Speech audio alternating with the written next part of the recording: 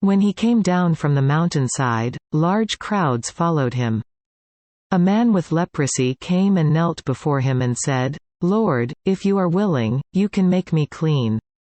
Jesus reached out his hand and touched the man. "I am willing," he said. "Be clean." Immediately he was cured of his leprosy. Then Jesus said to him, "See that you don't tell anyone. But go, show yourself to the priest and offer the gift Moses commanded, as a testimony to them."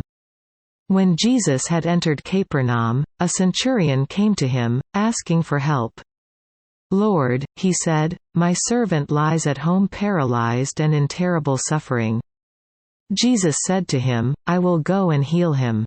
The centurion replied, "Lord, I do not deserve to have you come under my roof. But just say the word, and my servant will be healed. For I myself am a man under authority, with soldiers under me. I tell this one, 'Go,' and he goes, and that one, 'Come,' and he comes. I say to my servant, 'Do this,' and he does it." When Jesus heard this, he was astonished and said to those following him, "I tell you the truth, I have not found anyone in Israel with such great faith. I say to you that many will come from the east and the west, and will take their places at the feast with Abraham, Isaac and Jacob in the kingdom of heaven. But the subjects of the kingdom will be thrown outside, into the darkness, where there will be weeping and gnashing of teeth." Then Jesus said to the centurion, "Go. It will be done just as you believed it would." And his servant was healed at that very hour. When Jesus came into Peter's house, he saw Peter's mother-in-law lying in bed with a fever.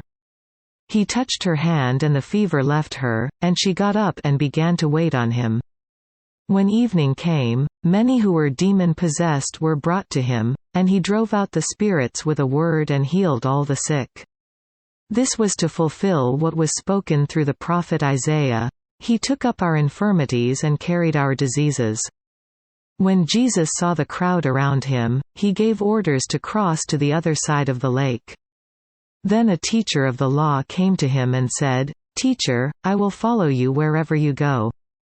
Jesus replied, "Foxes have holes and birds of the air have nests, but the Son of Man has no place to lay his head."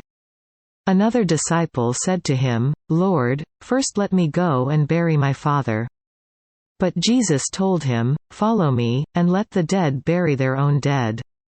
Then he got into the boat and his disciples followed him.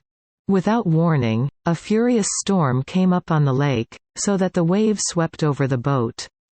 But Jesus was sleeping. The disciples went and woke him, saying, "Lord, save us. We're going to drown." He replied, "You of little faith, why are you so afraid?" Then he got up and rebuked the winds and the waves, and it was completely calm. The men were amazed and asked, "What kind of man is this? Even the winds and the waves obey him." When he arrived at the other side in the region of the Gadarenes, 2 demon-possessed men coming from the tombs met him. They were so violent that no one could pass that way. "What do you want with us, Son of God?" they shouted. "Have you come here to torture us before the appointed time?" Some distance from them a large herd of pigs was feeding. The demons begged Jesus, "If you drive us out, send us into the herd of pigs." He said to them, "Go."